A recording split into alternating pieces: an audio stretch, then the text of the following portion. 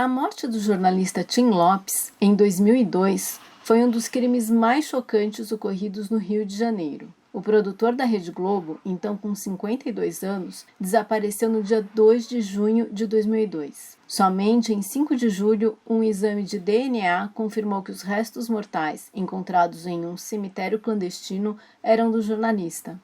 Mas quem era Tim Lopes? Pobres do mundo choramos na noite fria, e aquele que perdeu a voz sabia demais. Arcanjo Antônio Lopes do Nascimento era gaúcho, o quarto de 12 filhos. Quando tinha 8 anos, a família se mudou para o Rio de Janeiro, onde viviam na favela da Mangueira, numa casa de 3 cômodos. Cursou jornalismo numa faculdade privada. Quando começou a fazer reportagens na rua, nos anos 70, passou a ser chamado de Tim Lopes. Segundo amigos, o nome artístico teria sido dado por Samuel Weiner, um famoso jornalista e dono de jornais, porque ele se parecia com o cantor Tim Maia. Uma de suas primeiras reportagens relatava as precárias condições de trabalho dos operários na construção do metrô do Rio. Para produzi-la, Tim Lopes trabalhou como peão na própria obra. Esse era o estilo de Tim Lopes, vivenciar para retratar. Assim, internou-se por 2 meses em uma clínica para dependentes químicos para fazer uma reportagem sobre o assunto. Era considerado pelos colegas de profissão como um dos mais corajosos e audaciosos repórteres em atividade, do tipo que recolhe suas histórias pesquisando na rua, em vez de ficar sentado em um escritório com ar-condicionado. Era repórter investigativo e produtor na Rede Globo desde 1996. O produtor é aquele jornalista que faz toda a pesquisa e investigação e que quase nunca aparece quando a matéria vai ao ar. Também ligado ao samba e à cultura, Tim Lopes foi um dos fundadores do bloco carnavalesco Simpatia é Quase Amor, de Ipanema.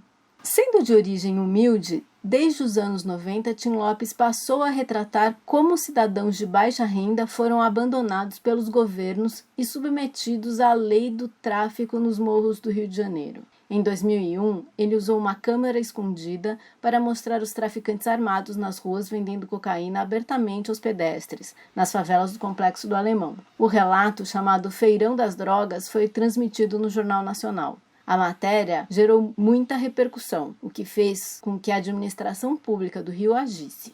Seguiram-se as repressões policiais. Os chefões do tráfico de drogas não ficaram satisfeitos com a diminuição das vendas. Mas Tim Lopes e sua equipe receberam o maior prêmio de jornalismo do Brasil, o Prêmio ESSO.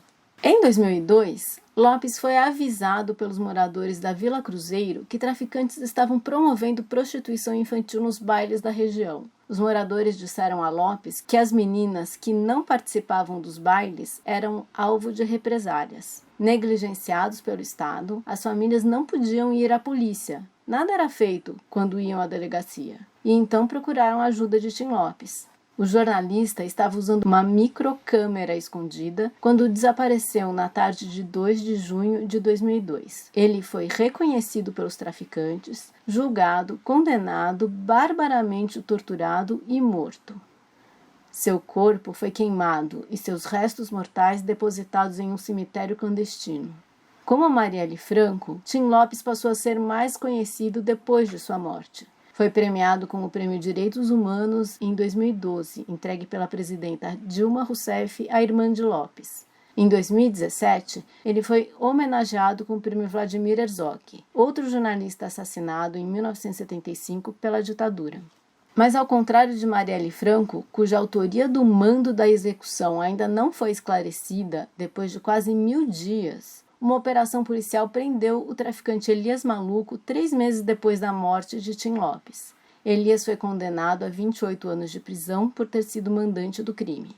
Em 2020, o traficante foi encontrado morto, na cela, e as autoridades atestaram como suicídio. Ainda há polêmicas sobre o mando, a autoria, o corpo de Tim Lopes, o suicídio de Elias Maluco.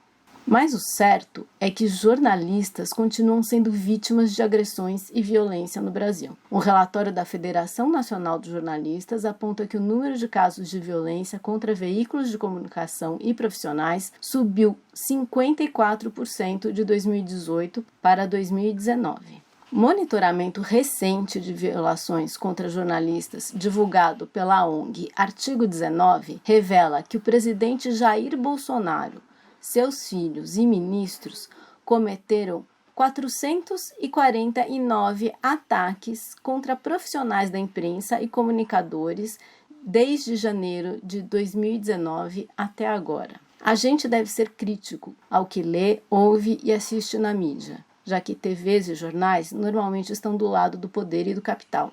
Mas também precisamos proteger o trabalho do jornalista, que é essencial para denunciar os abusos que acontecem com a população mais vulnerável e também para a democracia.